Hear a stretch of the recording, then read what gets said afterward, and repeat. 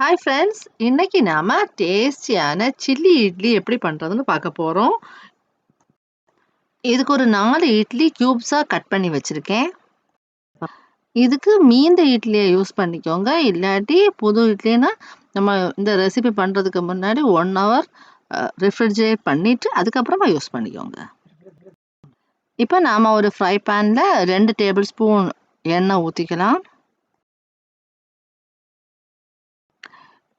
இப்போ நாம அந்த கட் பண்ணி வச்ச இட்லிய ஷாலோ ஃப்ரை தான் பண்ண போறோம். இது நாம டீப் ஃப்ரை பண்ண தேவையில்ல.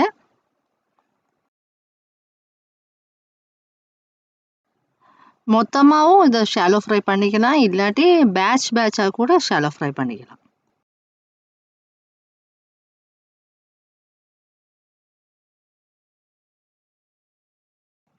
இத நான் ஷாலோ ஃப்ரை பண்ணி எடுத்தாச்சு. ஃப்ரை பேன்ல இன்னமும் 2 டேபிள் ஸ்பூன் எண்ணெய் ஊத்திக்கோங்க. இதுல ஒரு கட் பண்ண வெங்காயத்தை போட்டு நல்ல பொன்னிறம் ஆகுற வரைக்கும் வதக்கிக்கணும். 5 பல் பூண்டு நல்லா தட்டி வச்சிருக்கேன். அதையும் இதுல சேர்த்துக்கலாம். நல்ல வாசம் வர்ற வரைக்கும் வதக்கிக்கோங்க. நான் அதில் நறுக்குன கேப்சிகம் போடுறேன். இதில் பச்சை கலர் கேப்சிகமும் சிவப்பு கலர் கேப்சிகமும் போட்டிருக்கேன். ஏதாவது ஒன்றை மட்டும் கூட யூஸ் பண்ணிக்கலாம். இதில் கொஞ்சம் கருவேப்பிலை சேர்க்குறேன்.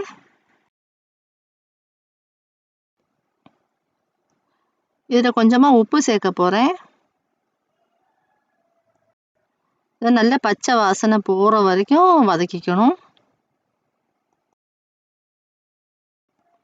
பச்சை வாசனை போனதுக்கு அப்புறமா ஒரு தக்காளியை நல்லா கட் பண்ணி ஆட் பண்ணிக்கோங்க. இப்போ நம்ம இதில் எண்ணெய் தெளிகிறது வரைக்கும் வதக்கிக்கணும்.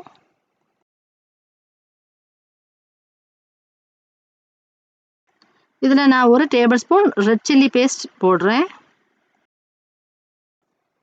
இந்த ரெட் சில்லி பேஸ்ட்டு வீட்டில் எப்படி பண்ணுறதுன்னா 10லேருந்து 15 அளவு காஞ்ச வத்தல் மிளகாய் எடுத்து அதை தண்ணியில் நல்லா பாயில் பண்ணணும்.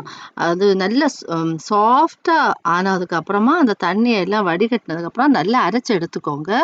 இனி ஒரு கடாயில் எண்ணெய் ஊற்றி அந்த எண்ணெயில் அந்த அரைச்சி வச்ச வத்தல் மிளகாய் விழுத எண்ணெய் தெளிகிறது வரைக்கும் நல்ல குக் பண்ணணும். குக் பண்ணிவிட்டு நம்ம ரெஃப்ரிஜரேட் பண்ணிவிட்டு அது தேவையான டைமில் யூஸ் பண்ணிக்கலாம். இது ஒரு 1லேருந்து 2 மாதம் வரைக்கும் யூஸ் பண்ணிக்கலாம்.